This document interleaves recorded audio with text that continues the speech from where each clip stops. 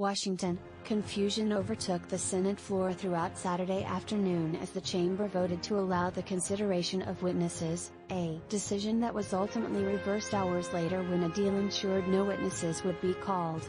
The moment marked one of the most divisive and chaotic in the chamber throughout former President Donald Trump's impeachment trial, but it wasn't alone. There were angry senators, and there were multiple disruptions.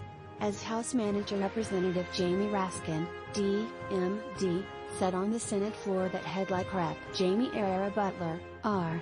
Washington, to testify as a witness in the trial, Senator Lindsey Graham shook his head before putting his hand on his forehead. As senators started voting on whether witnesses would be allowed to be called, many broke out into small huddles.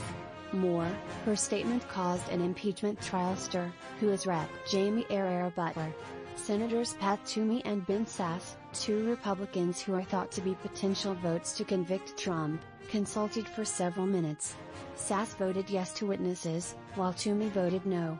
Senator Ron Johnson of Wisconsin, a staunch Trump ally who has opposed holding the trial on constitutional grounds, appeared upset with fellow Republican Senator Mitt Romney of Utah, who sits nearby in the chamber and voted to allow witnesses. As they voted, Johnson turned to Romney, visibly upset, and pointed at him. The two went back and forth for several moments, each with raised voices. After the chamber voted to consider witnesses, confusion took over. Senators huddled in small groups. Graham, who had changed his vote to approve witnesses, appeared frustrated and gathered with several other Republicans, explaining next steps.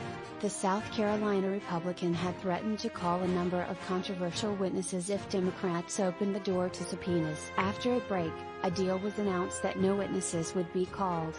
But disruptions continued on the floor. More, live impeachment updates. Senate volunteer witnesses in Trump trial after reversal. Defense presents closing arguments. Senator Mike Lee, R. Utah, objected to the House manager's description of his phone call with Trump on January 6.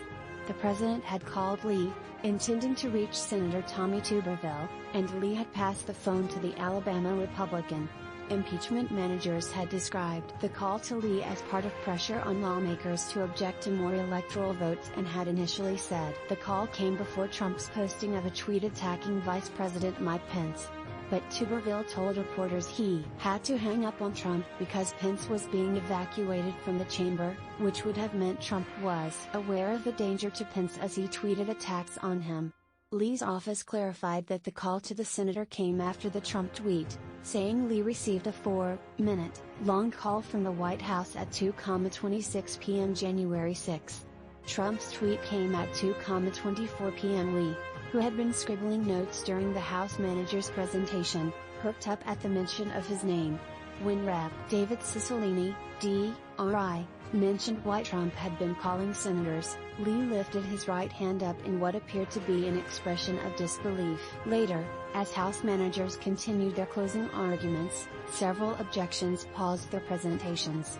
Republican senators started to reach the end of their patience with the trial when controversy flared over evidence presented by impeachment manager Representative Madeleine Dean, D.Pa.